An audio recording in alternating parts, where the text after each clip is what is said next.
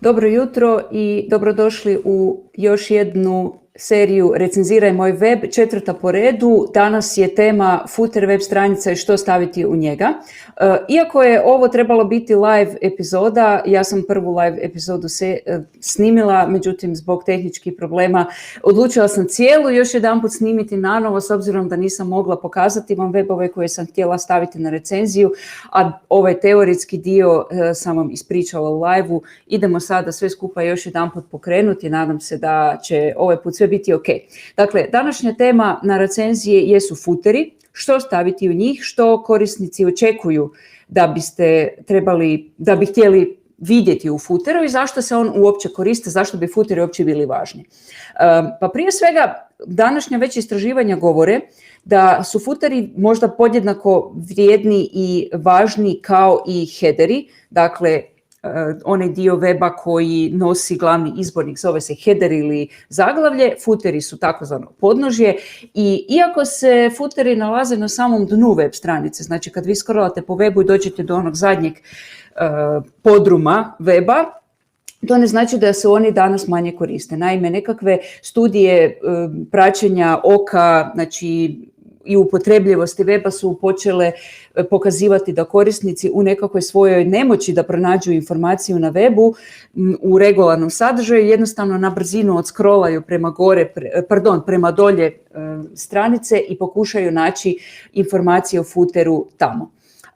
Pa ajmo onda pričati odmah o čemu služe footeri, kad smo već načeli tu temu i što oni jesu. Dakle, footeri su element dizajna ili element weba koji često ponavlja navigaciju sa početka web stranice, znači sa zaglavlja, i koriste se od strane korisnika kao nekakva zadnja šansa da se pronađe informacija. Dakle, ako niste se mogli snaći u ostatku weba, odscrollat ćete brzo na dno weba i pokušati link koji tražite ili informaciju koju tražite naći u footeru.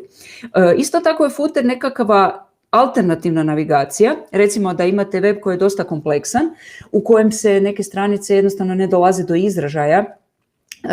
Vi ćete ponekad neke stranice moći malo pogurnuti na površinu na način da je stavite u footer zato jer znate da će ljudi tamo gledati. Dakle, bilo što je malo previše uvučeno u hijerarhiju web stranica možete nanovo podići u footeru. Isto tako footeri se koriste za onako tipične sadržaje koji imaju veze sa interakcijom sa korisnicima, to su kontakti, to su linkovi i ikone na društvene kanale koje imate, tu mogu biti recimo sadržaj poput cjenika, poput mapa i slično. Dakle, neke informacije koje su navigacijskog tipa i tipa koji omogućuje korisniku da se bolje snađe, idealni su za footer. Kad smo bili na live-u, neki ljudi su rekli, postavili su komentar tipa, pa meni je onako, footer mi je dosta više neki formalni dio web stranice, tamo su kontakti, tamo su sociali, da. Međutim, zbog načina na koji su se tehnologije razvoja web stranica razvijale, footeri su dobili na većem značaju, proširili su se po visini, dobili su više prostora da u njih stavimo puno više sadržaja i kroz godine su zbog toga dobili na značaju. Jedna od stvari koja isto tako utječe na razvoj footera jeste činjenica da su stranice postale onako dugo scrollajuće, dakle umjesto da sada morate u 5 klikova doći do neke informacije, dizajneri danas će sve te informacije koje biste inače dobili na 5 klikova, oni će sve njih staviti na jednu stranicu, napraviti je da bude dugo scrollajućom i onda i to otvara prostor da se u footeru web stranice stavi malo više informacija. To su takozvani fat footers, možemo to slobodno nazvati debelim footerima, velikim footerima, kako god hoćete, ali definitivno smo otišli puno dalje od onih davnih godina kada smo u footeru imali samo copyright i kada smo samo stavili nekakve kontaktne podatke. Dakle, ima prostora tamo i trebate staviti marketinške elemente, navigacijske elemente. Ajmo sad malo u detalje točno koje sadržaje staviti i kako ih koristiti. Ajmo prvo još jedanput po navigaciji. Dakle, ako u glavnom izborniku imate nekakvu kompleksnu navigaciju koja ima podstranice, podrazine, nije nužno u footeru onda predstavljati apsolutno sve te podstranice. Izlistajte samo prve razine hijerarhije, a možda u neku drugu sekciju gdje želite izvući na površinu one linkove koje sam spomenula da su važni, da ih želite malo podići im važnost, njih možda možete staviti u neku novu sekciju koja se može zvati brzi linkovi, važni linkovi, izdvajamo ili tako neku onako okvir ili kućicu unutar futera možete namijeniti tim posebnim linkovima. Ali navigaciju onako stavite sa strane i ne morate cijelu hijerarhiju tamo ponavljati, dapače malo će neobično, još uvijek malo neobično izgleda kada se kompletna hijerarhija sa svim dubinama izbornika ponavlja u futeru. Vidjet ćete možda to na webovima kako surfate da se samo prva razina prikazuje u futeru. Dobro, interakcija s posjetiteljima je važna jer korisnici očekuju informacije o društvenim kanalima, newsletterima, svim vašim webovima, očekuju naći na jednom mjestu i futer vam je idealan za to. U futeru imate dovoljno mjesta onako po visini za postaviti recimo ne znam vaših 2, 3, 5, 7 društvenih kanala koje već koristite i za te informacije često više nema mjesta u headeru zato jer header želite ostaviti čistim, želite ne u header stavljati baš sve social ikone koje imate, baš zato da prvi dojam weba ne bude da su informacije nagurane, da je nastala onako gužva u 16 tercu od svih mogućih stavki koje želite staviti u header, koje se natječu jedne između drugih. Zato te neke stvari koje nisu apsolutno nužne za razumijevanje o čemu se radi na webu, nemojte ih staviti u header, stavite ih dolje u footer. Korisnici će to vidjeti jer, kao što sam spomenula, istraživanja pokazuju da korisnici itekako se oslanjaju na footer da bi pronašli informacije koje ih zanimaju. Ok, tipičan tip sadržaja koji ćete naći u footeru jesu i nekakvi, ja to kažem, badge-evi ili marketinški elementi koji podižu autoritet stranice, kredibilitet i slično. Tako da ćete vidjeti na puno webova što ćemo vidjeti. Recimo neke ISO badge-eve. Znači ako je tvrtka dobila ISO certifikat, badge za to će biti u footeru. I ako tih badge-eva i raznih ikona, nagrada, priznanja, ako ih ima više, pametno ih je grupirati, stavite sve na jedno mjesto i naravno sad ovisno o strukturi ostatka sadržaja u tom footeru, vi ćete naći prostor gdje ti badge-evi najbolje odgovaraju. Tu naravno, osim toga, postoje i oni tipični sadržaji koji su u footerima već jako dugo. To su ajmo reći to, najdosadniji dio footera, privatnost, impresu, nekakve pravne napomene i slično. To isto tako sve ide u footer jer opet nema potrebe takve stvari stavljati u glavni izbornik zbog toga jer u glavnom izborniku se jako puno važnijih stvari natječu za pozornost vaših posjetitelja. Dobro. Dakle, to su tipične stvari koje posjetitelji očekuju u footeru i ajmo sada mi zapravo pogledati 3 weba koje ćemo recenzirati danas i na kojima ću vam malo ispričati priču o tome, dati dobre primjere kako nešto unaprijediti i podesiti i slično. Prije nego što tako krenemo, htjela bih se zahvaliti IT portalu Rep.hr koji pruža medijsku podršku za Logit Live i sve ovo što snimamo. Ako želite čitati članke o IT industriji i pronaći veliki broj oglasa za posao, posjetite www.rep.hr i oglasite posao ili nađete posao u dobroj IT firmi. Hvala Rep. Ajmo mi na našu prvu recenziju. To će biti tvrtka Briefing nadmetanja i sada ću vam podijeliti ekran. Briefing nadmetanja je tvrtka koja na jednom mjestu izlistava sve stavke javne nabave. Evo, na webu ćete vidjeti, na shareu ćete vidjeti početnu stranicu briefinga, briefing-nadmetanje.hr. Znači, nećemo se uopće fokusirati ni na što na ovom webu, osim samo na footer. I sada ćete vidjeti primjer kako izgledaju oni klasični footeri kakvi su bili nekada prije nego što smo zapravo shvatili da u footere možemo staviti vrijedne informacije. Ovo su klasični footeri, tanki, u njima se ne nalazi gotovo ništa. Moram maknuti, evo malo ću vam i zoomirati. Evo ovako, sekundica. Kada ja to zoomiram, evo, vidite kako izgleda footer, u njemu se ne nalazi ništa osim copyrighta. To je način na koji smo nekada radili webove i ja bih svakako preporučila tvrtki Briefing da ovdje stavi stvari koje su puno važnije njima za prodaju. Tu bih ponovila glavnu navigaciju iz glavnog izbornika koje se vidi ovdje, znači javna nadmetanja, testirate besplatno i slično. I pogotovo bih ovdje stavila ovaj dio poziv na akciju. Dakle, footer je dobro mjesto gdje vi možete ponoviti neke stvari. A ako prodajete nešto, ako imate nešto da se vaši korisnici mogu pretplatiti, subscribe-ati, možete slobodno ih u footeru pozvati na takve stvari. Dakle, definitivno se ovdje ima prostora za nadogradnje, za unapređenja, a jedna od stvari koju bih svakako spomenula je ovaj dio koji se tu vidi u desnom dijelu.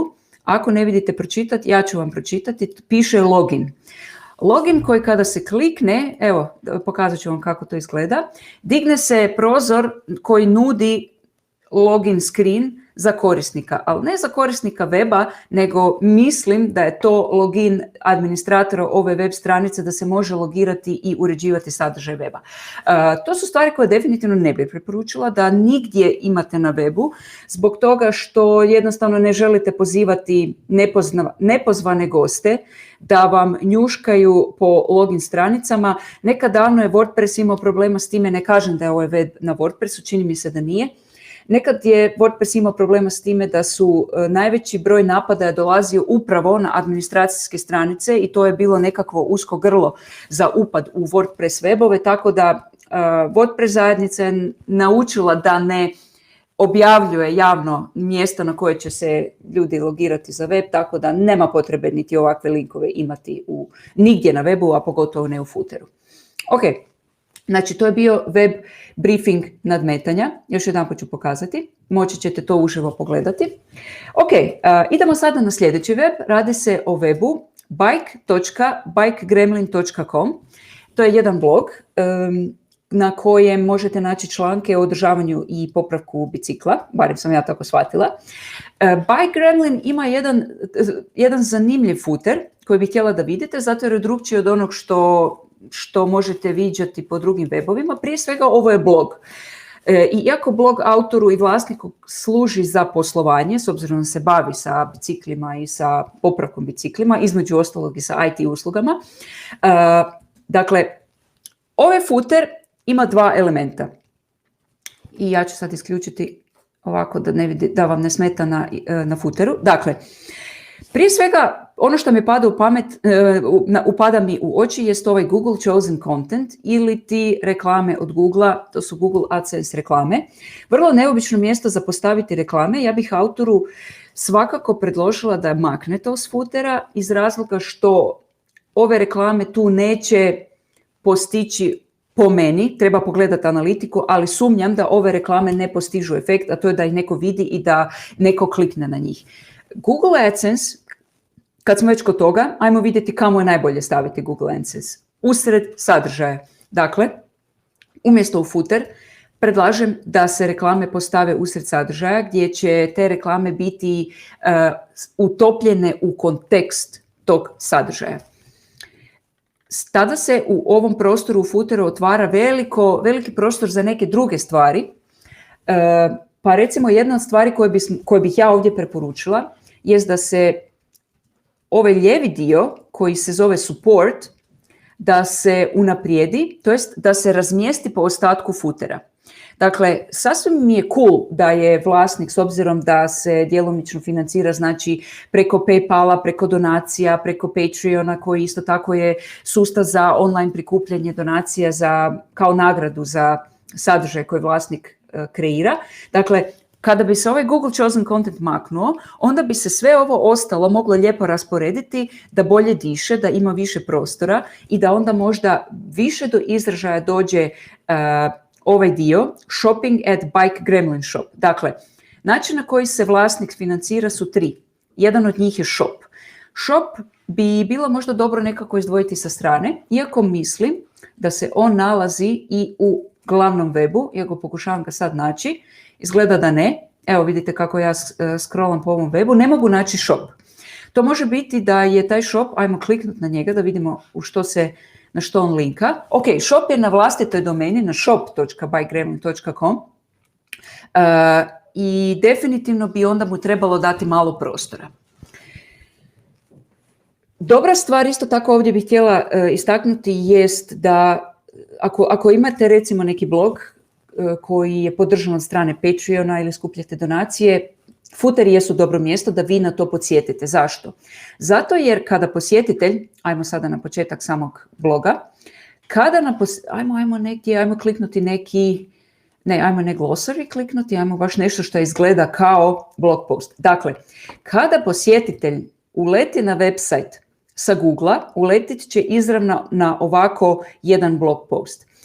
I kada on pročita svoj sadržaj i dođe recimo do kraja, footer koji je naljepljen vrlo blizu ove sekcije za komentare može posjetitelja podsjetiti, aha, gle, bilo bi dobro da možda podržim ovaj blog ako ga želim dalje čitati. Tako da footer je dobro mjesto za ovakve marketinške stvari, to jest ovo su prodajne stvari. Ovo je direktni poziv, dođite ovdje, platite novce, donirajte, podržite me i to je sasvim u redu. Ok, dakle, footeri vam dobro funkcioniraju kad se urede. Ovdje ono što meni osobno je malo neobično, što ovo sve skupa izgleda kao jedna sekcija. Dakle, ne izgleda kao da su ove sekcije support i questions, comments and contacts kao da su odvojene. Prije svega zato jer možda nedostaje malo tu bijelog prostora, znači da ti treba malo margine između ovog dijela koji je vezano support i questions, comments and contacts. Kažem, kad bi se maknulo ovaj Google chosen content, imali biste sve riješeno, onda bi se čak i footer mogao malo smanjiti po visini, što uvijek dobro.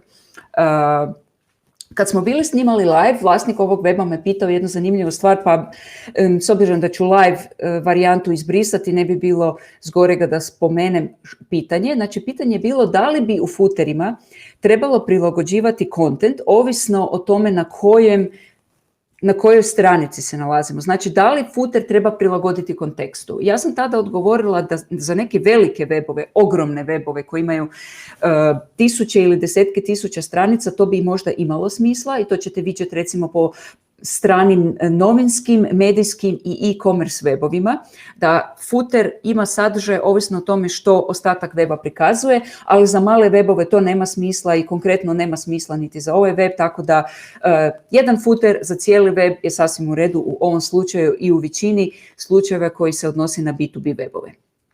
Ok, dakle, ovo je bila recenzija footera za bike.bygremlin.com i sada ćemo skočiti na treći web. Taj treći web je dajsve.com. Evo ga. Dajsve.com je agregator ponuda na jednom mjestu. Dakle, webovi poput Crno jaje i ostali koji nude popuste. Vlasnik ovog weba je sve agregirao na jedno mjesto i pokazao sve ponude na jednom page-u, to jest na jednom webu. Zanimljiv koncept i ajmo mi vidjeti kako izgleda njihov footer. Tu ima neki dobri stvari koje bih odmah istaknula, a to je jedna stvar koju obožavam u footerima i koju bih baš svima preporučila. Ja ću vam sada njihov web malo povećati i to dosta da vidite čitati. Nećete vidjeti cijeli footer, ali ćete vidjeti ovaj dio koji mene zanima. Kaže, dajsve.com je sve grupne kupovine, popusti i akcije na jednom mjestu.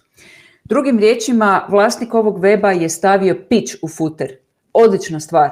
Zbog toga što netko ko će doskrola do dna bilo kojeg weba, možda neće uopće shvatiti o čemu se radi u cijelom ovom webu i ovakav jedan pitch, jedna rečenica ili dvije koje kratko i sažeto objašnjava o čemu se na ovom webu radi je dva palca gore i ostalim webovima koji su danas bili na recenziji i koji su bili na recenzijama prije ove epizode, svima preporučujem da nađete jedno mjesto u vašem footeru gdje ćete opisati što zapravo radite.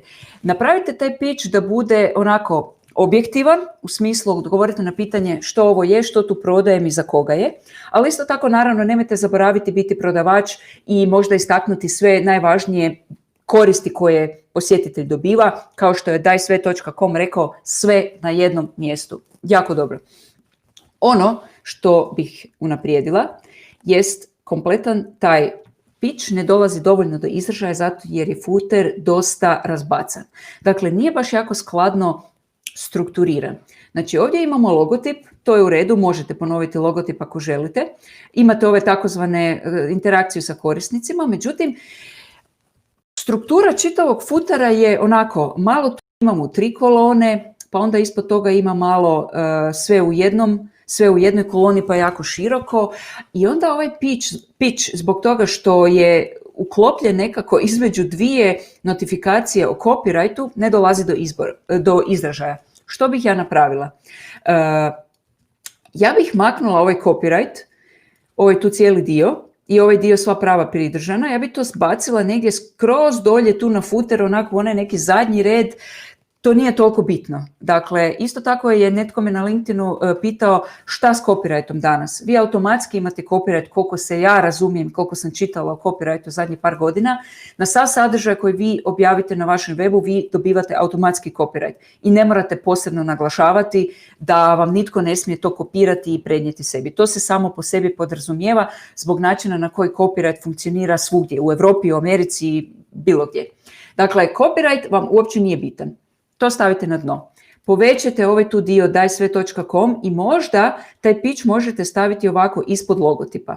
To ima smisla onako logo, pitch. Automatski je nekome tko će ovako ovu dugačku stranicu, pogledajte koliko je ona dugačka, dakle neko će scrollati, doći do samog footera. Ako nekom nije jasno da su ovdje sve agregirane ponude na jednom mjestu, moći će ovdje pročitati. Tako da to je način na koji možete unaprijediti. Vidite da u ovom footeru se nalaze i podstranice. Ok, to je ta glavna navigacija o kojoj smo pričali. Moguće to isto tako možda ovako bi ostalo stršati ako ostane ovdje na ovom mjestu. Ja bi čitav i ovaj footer napravila možda ovaj gornji dio da bude u 3 dijela pa da ove podstranice otprilike po visini da se to uklopi u ostala. Znači ako imate 3 kolone u footeru, otprilike da nekako zauzimaju po visini približno više manje isto mjesto. Ok, ono što bih isto tako promijenila, ovi tu kolačići, obavijest o kolačićima, ja bi to sakrila u neku od onih aplikacija koje se bave sa GDPR-om i sa kolačićima. Možda bi pokušala malo skratiti taj tekst, samo da ne zauzima ovo tu mjesto, ali na kraju krajeva nije tako strašno. Puno više bih se posvetila ovom tu dijelu gdje ne dolaze do izražaja ovi podnaslovi, dakle stranice grupne kupovine, gradovi, ponuđači i zanimljivi linkovi. Dakle, ako ste već odlučili imati ovaj debeli footer, onda si dajte oduška. Dajte malo prostora između, malo sam skočila na neku ponudu, ne htijuć. Dakle, dajte si oduška i dajte prostora da između ove prve sekcije, stranice grupne kupovine i gradova, dajte malo razmaka. Okay? Zatim, ista stvar vrijedi iz ove ostale sekcije footera. Ako vi tome date malo razmaka, onda će sve ove sekcije malo moći prodisati i lakše će se pročitati. Optički neće biti toliko onako udarno na posjetitelja koji to gleda. Isto tako mi se možda čini da ima previše linkova dolje u ovom footeru. Ne bih osobno, vjerujem da ima razlog autor, da recimo jako puno ponuđača iz lista, da ima jako puno zanimljivih linkova, ali zato jer su ti linkovi stavljeni onako serijski kao nekakva ogrlica, znači link na link na link na link, zbog toga ova struktura ne funkcionira najbolje. Jer vi ne vidite onako gdje je početak jedne stavke. Evo sad ću vam još malo dodatno, malo ću povećati. Dakle, ono što vi ne vidite jest, evo, sada vidite malo taj footer, još više ću vam povećati. Ne vidite gdje završava ova stavka, gdje kada haverate sa mišem preko toga, onda vidite, ali posjetitelj mora biti angažiran za sadržaj footera da bi uopće mišem išao letiti preko sadržaja. Posjetitelj će ovako držati, onako sa strane će imati ruku na mišu i gledat će sadržaj na webu. Neće ići mišem onako kao da čita kao prvoškolac u osnovnoj školi kad uči čitati. Neće ići svaku riječ čitati, nego će vizualno gledati i ovo je dosta teško za pročitati, tako da nekakva nova arhitektura footera bi bila jako dobra.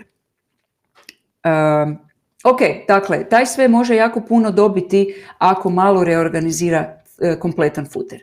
Evo ga, vraćam ovo na normalan zoom i zapravo dolazim do kraja ove recenzije. Dakle, recenzirali smo Daj sve, recenzirali smo bike.bikegremlin.com i briefing-nadmetanje.hr. Pričali smo o footerima. Rekla sam vam da mi je pitch u footeru koji jedini Daj sve ima, da mi je to jedan od omiljenih elemenata, premalo se koristi, svima ih preporučujem i naravno napravite malo bolji layout ili strukturu footera da bi sve bilo čitljivije. Možda još jedna stvar koju ću vam pokazati, a koja se tiče budućnosti kamo footeri idu. Evo, pokušat ću vam sada to demonstrirati na primjeru YouTube-a. Dakle, zbog toga što mnogi webovi imaju sve više i više ovako scrollabilnog sadržaja, znači ne možete, jednostavno nema kraja tom scrollanju, jako puno takvih webova već danas ima i zbog toga što mobilne aplikacije utječu na dizajn webova, footeri će se onako početi izmještati iz nekakvog uobičajenog prostora. YouTube, s obzirom da ima infinite scroll takozvani, on ne može footer nigdje prikazati, pa su ga stavili u ovakav izbornik. Vidite ovo je tu donji dio je zapravo footer. Evo, pokušavam ovo nekako highlightiti da vidite. Dakle, vidite gdje se to otvara. Ja sam na web aplikaciji i izbornik, glavni izbornik izgleda kao mobilni izbornik i kompletan sadržaj, navigacija kao i footer se sada nalazi u jednom takvom elementu. Toga će biti sve više. Dakle, kada se sjetite kako izgleda mobitel, evo mobitel, dakle zbog njegove strukture, koliko je on veliki, kako je veliki ekran, vi imate samo malo prostora na ekranu da sa prstom uhvatite ovaj donji dio. Ne možete sa prstom ići gore jer ljudi preferiraju, kamera mi se upalila, nema potrebe. Dakle, vi imate samo ovaj donji dio mobitela da stavite u njega navigaciju. Zbog toga su mobilne aplikacije počele navigaciju držati pri dnu ekrana da prst može dosegnuti do njih i neke web aplikacije su počele simulirati takve stvari, ne web aplikacije, web stranice, počele su u footer, to jest u donji dio mobitela stavljati važne stvari. Mislim da će toga biti više. Vidjela sam neke dobre primjere na webu koji su to puno izvan i ispred svog vremena pokušali implementirati. Korisnici to nisu baš doživjeli na najbolji način, ali sa napretkom mobilnih aplikacija, uređaja, rastom bogatstva, veličina ekrana kojima baratamo, to će se sve promijeniti. I zato očekujete da će naravno i footer dosegnuti i dobiti nekakve nove svoje dimenzije, nove primjene kao i u ovih zadnjih 10 godina. Ok, evo, snimala sam sada sve ono što sam htjela reći u live-u neki dan što nisam uspjela. Nadam se da su vam recenzije bile zanimljive. Što mogu najaviti? Mogu najaviti da će sljedeće, znači svaka 2 tjedna imamo recenziranje novog weba. Mogu vas pozvati da se javite ako želite da vaš web se nađe na recenziji. Ja ću vam sada staviti URL, evo samo da ga natipkam jer sam ga zaboravila. To vam je logi.net/recenziraj moj web. Ajmo vidjeti, evo nisam ga uspjela od prve dobro natipkati. Recenziraj moj web i sad ću vam ga pokazati. Ok, dakle, dođite ovdje, unesite samo svoj URL, svojeg poslovnog weba i ja ću onda u sljedećim recenzijama, kada odaberem temu, ja ću odabrati i 3 najbolje weba za recenziju. To je to. Ništa, hvala lijepo, hvala što ste gledali, hvala što ćete ovo možda podijeliti, subscribe-ajte se na YouTube-u, lajkajte ovaj video, pomozite mi malo još u distribuciji ovih videa s obzirom da je Logit Live još na početku i to je to. Hvala lijepo i vidimo se i čujemo se u sljedećem Logit Live-u koji će ovaj puta biti live.